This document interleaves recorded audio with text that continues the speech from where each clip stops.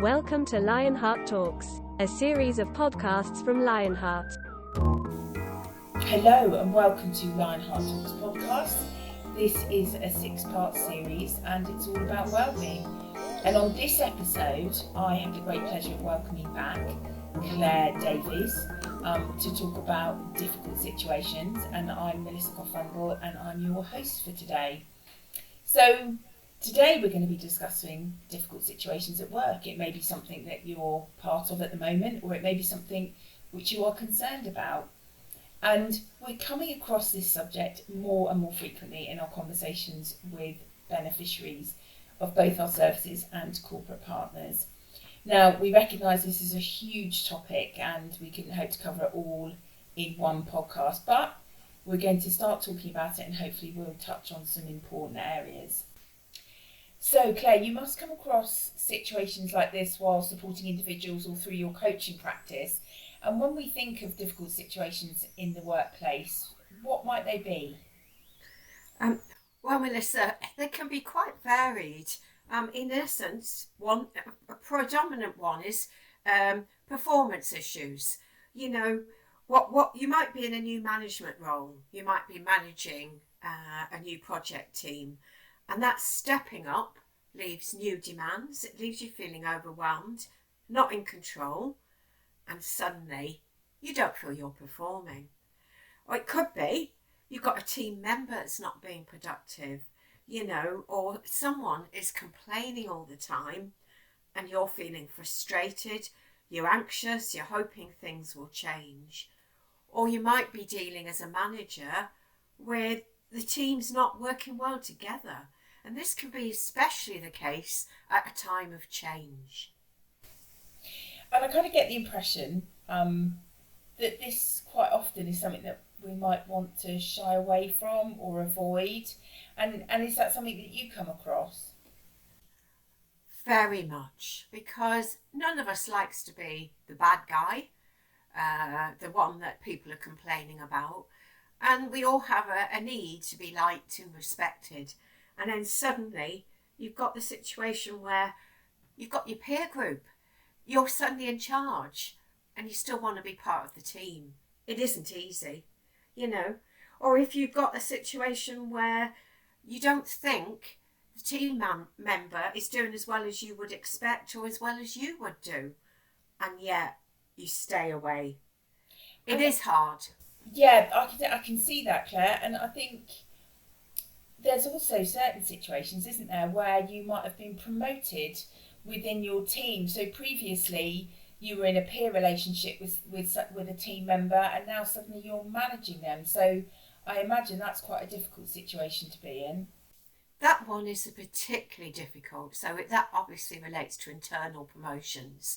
And it's particularly difficult because suddenly your best friend, your team member you've worked with, you're suddenly in charge of them. And it can be quite a balance act, finding that new way, and make it very difficult. So, in your experience, why do you think people fear having these kind of conversations or dealing with difficult situations at work? Well, what it is we have a lot of uncertainty generally, but we all like to feel in control. We know what we're doing, we know our jobs, we know where we're going. But having that tough conversation, you're uncertain of the outcome. How's the other person going to react? You know, are they going to throw down the towel and get angry? Or are they going to rise to it, the challenge, and start producing as you would like them to? And also, you might not know what's going on for them. You know, that uncertainty is also about what's the reason for the poor performance. Have you got that time? Have you got that space to really listen, to find out what's going on? Or is it, we've got to get this project done, we've got to get this task done, and so you're a bit anxious if it's something that's going to take you outside of that? And I think, certainly from my personal perspective, I'd be really worried that this was perhaps going to make the situation worse or cause further conflict or raise some resentment. And yes, I think sometimes when we're not happy with something, we've got a difficult situation, it can go either way. So it's key is to think a little bit, plan, what are the first steps that you could take, and think, what's your desired outcome for the team, the project, the bit of work, and are you actually explaining clearly what you're looking for? Do they even understand? It can be sometimes as basic as that. You've assumed a level of knowledge or a level of understanding or experience, and it's not there. And it might be even more so when you're managing a new team and you don't really know a lot about them. That's really true. So it could be that, actually it's when you find yourself in this situation, it's about maybe taking a little bit of a step back. And in your opinion, what do you think the first steps really are when dealing with a situation like this in the workplace? Because there could be quite considerable conflicting opinions, and it is, as you say, probably all about preparing ourselves. Yes, it is sort of giving yourself that time and space, preparing yourself, maybe thinking of the different perspectives, thinking about your team and thinking about, do you know their strengths? Do you know what they've already got on their plates? Do you know how people like to work? What sort of attitudes they have? That knowledge is also key. So sometimes it's find out a little bit more. Take your time. Don't rush for solutions. Yeah, and I think touching on, when emotions are running quite high, sometimes it is kind of like the easiest thing to do is to, like say, rush to a judgment or kind of make assumptions about what's going on. But I think it's really important in this situation to probably stick to the facts and maybe think it through. Do you agree with that? Yeah, very much. Especially when one team member is impacting on another. Sometimes they don't even know that their behaviour or their lack of productivity is having a negative effect on the whole team. So sometimes even that, stick to the facts and just, this is what's happening and this is the impact. And I'm wondering what you can do to change the situation, but without blame, without sort of you or this, rather about what can be done to change the situation. I agree totally. And I think there's probably something as well around what we want to achieve at the end of these conversations. What is our desired outcome in all of this? Where is it that we want to get to? Because I think sometimes it's probably easier when you're having these conversations if we know where we want to be, and if we can communicate that to others, then that's only really a win-win situation. Yes, that is very much the case. It goes back to a difficult situation needs to be planned for. It needs to be thinking, what is involved? What am I looking for from this conversation, from this project? And how best can I approach it? Again, and I think I might have said before, things aren't one hat fits all. It's different situations. And I think you touched on it earlier, Claire, about it's really important to get to know your team and the characters and what their strengths are. And that must have an impact, I suppose, when you're looking at difficult situations, to actually get under the skin and find out what's going on with your team. Yes. And, it can start at one level. It can start with the practical. Just starting with that and thinking, is there a training need? Do they feel open enough to communicate? Is there a build-up of trust where they can say what they need, what they're looking for? Have you created those two-way conversations so they can say, I need a little bit of work support, that area of work I'm not sure about. So that you then understand when it's appropriate to delegate, what the strength of the person is that's very good with processes and procedures, and then who's the idea person when you want to change something. Get to know your team. I think that's a very important message. I agree with that. So we've kind of been talking a bit about situations where there might only be one thing wrong, but we've also got to look at situations where there could be multiple things that are going on for a team, and it may be that we're in a situation that the individual that you're wanting to speak to has family issues or things going on at home which might be having an impact on their performance at work. And do you think that's probably something that we need to look at as well, Claire, isn't it? Yes, yes. If we start by having that open door, that feeling that they can be trusted, we can go a bit deeper. You then start to notice when suddenly you've got presenteeism and that member of staff is there but not producing. You've got the person that's suddenly not listening, that seems ultra stressed, out of the blue is suddenly aggressive. That conversation, that time where you might ask lots of questions to have that understanding of new perspectives. I'm wondering what's going on at the moment. How can I help you? What do you see as the difficulties? Those moments are so worth having. That giving empathy in a difficult time will pay win-win later. Well, when you're faced with a situation, we've probably got multiple problems, and we've discussed here about where somebody's performance at work might be being impacted by what's going on at home. Do you think there's kind of a hierarchy of which problem you should face first, or what problem you should deal with first? I think it's having that conversation and thinking, what is impacting the member of staff the most? What would be most helpful?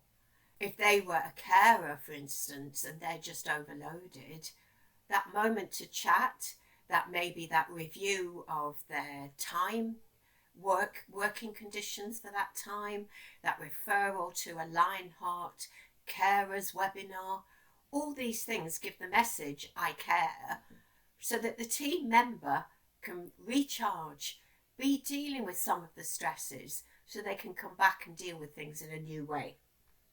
That is good. That's good advice there, Claire. And I think now we've kind of strayed into this area of how personal situations or home life might be impacting on what's going on at work. It's really about now focusing on how we can manage that situation maybe in a more sensitive way, and perhaps seeing that situation from that person's perspective.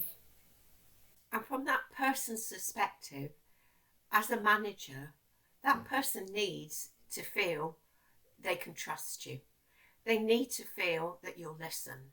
They'll need to feel they won't get a negative response, because there's always reasons for things. There's always something going on that's impacting. So that understanding without agenda can really help.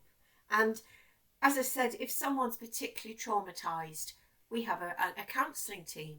We have additional support at Lionheart. As a manager, you don't need to carry everything. Lionheart is also here to support. So if someone's in that particular situation where they're trying to elicit a bit more information about someone's personal circumstances, I suppose from my perspective it's about probably asking questions, quite a few questions, but also about having that active listening going on and making sure that there's kind of room for that, the I statements rather than you did or you said, and making it less accusatory. So I think, but trust is a huge thing in this, and I think that's probably the way forward, because that's just going to lead to people opening up, isn't it, and giving you that perspective on what might be causing the impact on their day-to-day life. So Claire, I think we kind of talked a bit through here what it is that you might be able to do when you're in those situations, but we've kind of made assumptions that we might hit the mark the first time, and I think we all recognise that in real life that's probably not going to happen. So what would you suggest if we don't necessarily find a solution straight away, and what we can do in that situation? And what I would say is that is the case for a lot of difficult situations. You could say it's small steps at a time.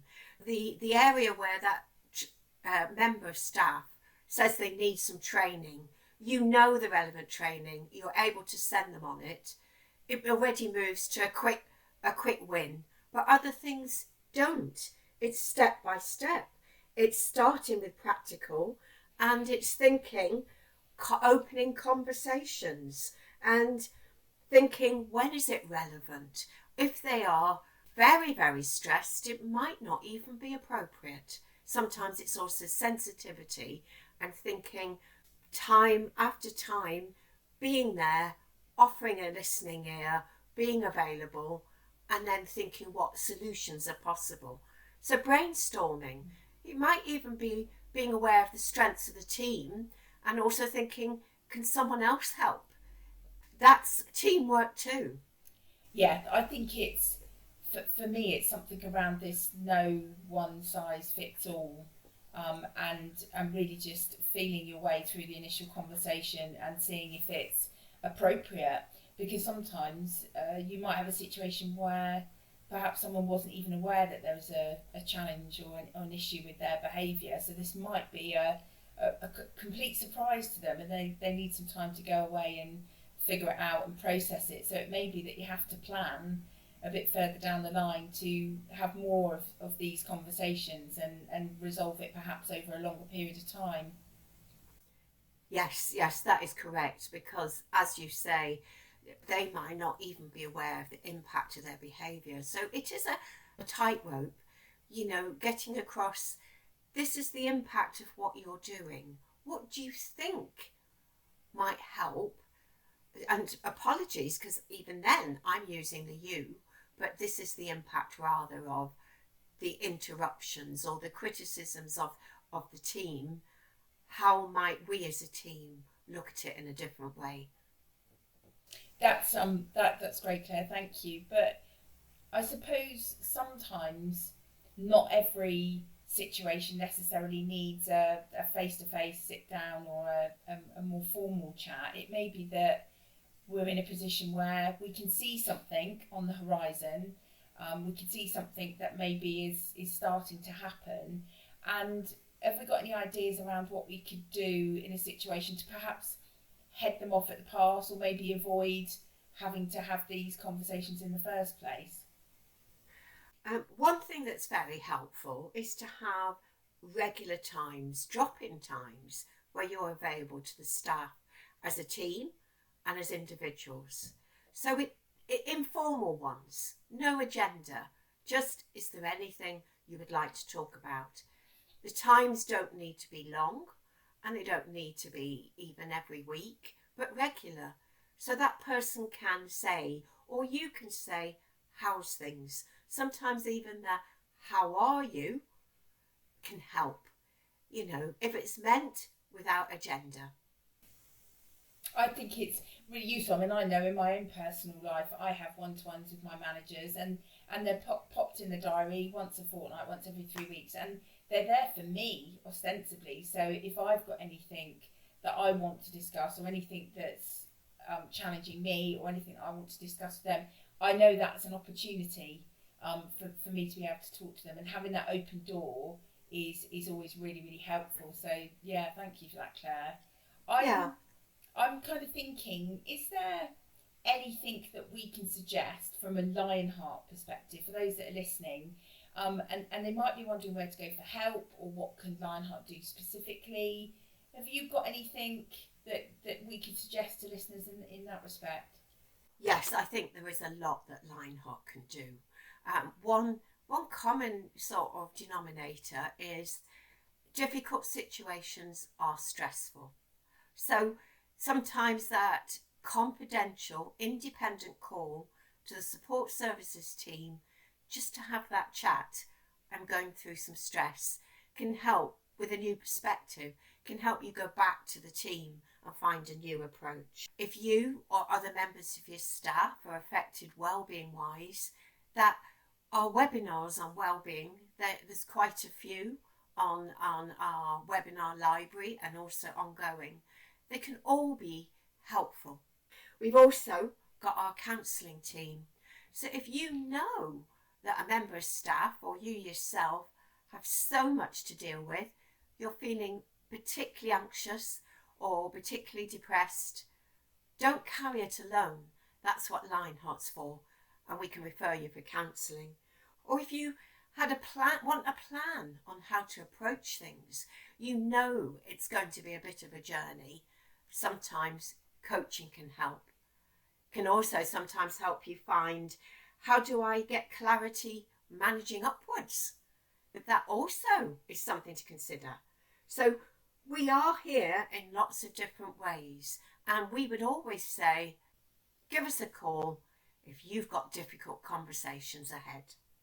That's great, Claire. Thank you for that. And as Claire says, anyone who's affected by any of the subject matter in this or any of our podcasts, then please do reach out to Lionheart and the support team. We are there to take your call and to help you going forward. All of our contact information is on our website at lionheart.org.uk, and all that remains for me to say is thank you everyone for listening to the Lionheart Talks podcast, and thank you, Claire. It's been a real pleasure to talk to you again, and I hope that we get to talk again sometime in the future. So I've been your host, Melissa Goff-Rundle, and thank you for listening to our podcast.